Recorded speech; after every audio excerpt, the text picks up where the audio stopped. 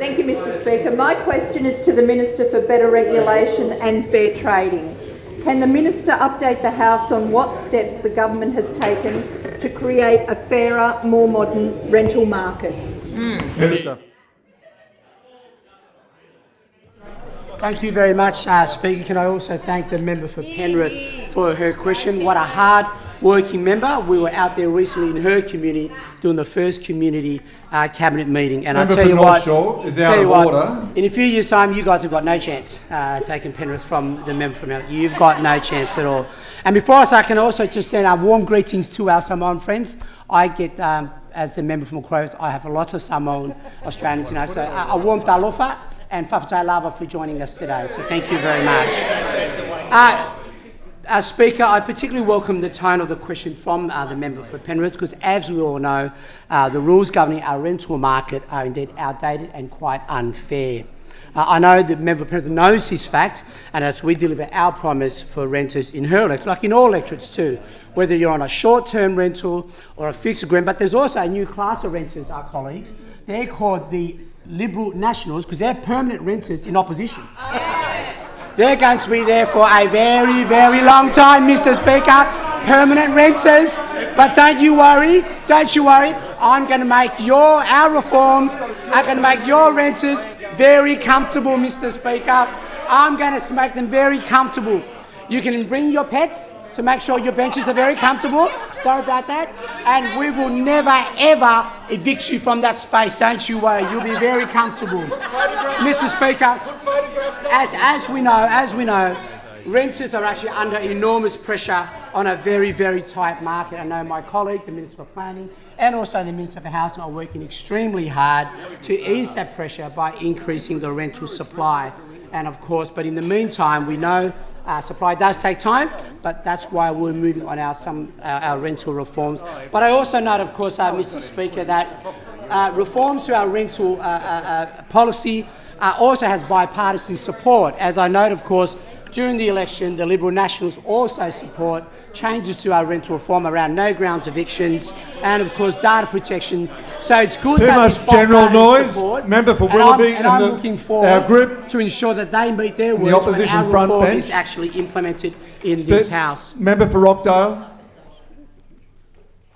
Speaker, in doing our reforms, we want to take a sensible, pragmatic approach to make life easier for renters, and that's why the government has actually recruited the state's first ever rental commissioner, Ms Trina Jones, a wonderful appointment.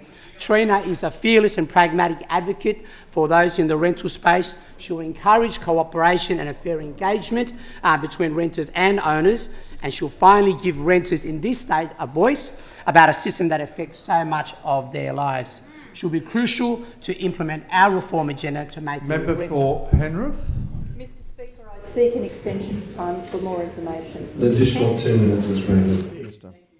And I thank the member for the extension. So, Mr. The challenge for instance is just about price, though, because no doubt price is high because of the lack of supply that's been built up over the last 12 years. But nevertheless, the challenge about renting is also about amenity.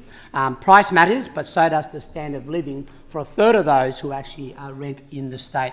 And no doubt that percentage is even higher when we're talking about the Sydney metro area. But that's why after 12 years without a voice, the Minns government is asking renters, along with owners and industry, for their views for the critical changes we need to make renting fairer and better. We're asking our community for their views on to end no grounds evictions by requiring owners to have a good reason to end a lease, making it easier for renters to have pets in their home, better protection for data and personal information renters need to provide owners, and also strengthening some of the existing rules around rent increases, like making it clearer when rents can only go up once per year, which is already happening for those on fixed agreements greater than 2 years. I'm pleased to announce, Mr Speaker, that so far we've had 9,500 people across the state who already have had their say through the online survey, and we received about 115 written submissions. No doubt more will come as well. I encourage renters and owners across the state to make their submission by August 11th, but I also want to be clear that we're consulting to make sure that we get these changes right. But we're moving quickly because this is certainly an issue that is more urgent by the day. But the people of New South Wales know that we can't fix 12 years of inaction in a matter of weeks. Renters didn't have a voice in the last government, but they sure do now, Mr. Speaker. And we're going to make it a higher priority for us to make these rental laws fairer. But, Mr. Speaker, I know that this thing will take time, but I also know the sense of urgency with this government to ensure that those who live, and more of those who live in rental, will have a fairer system under a Minns Labor government.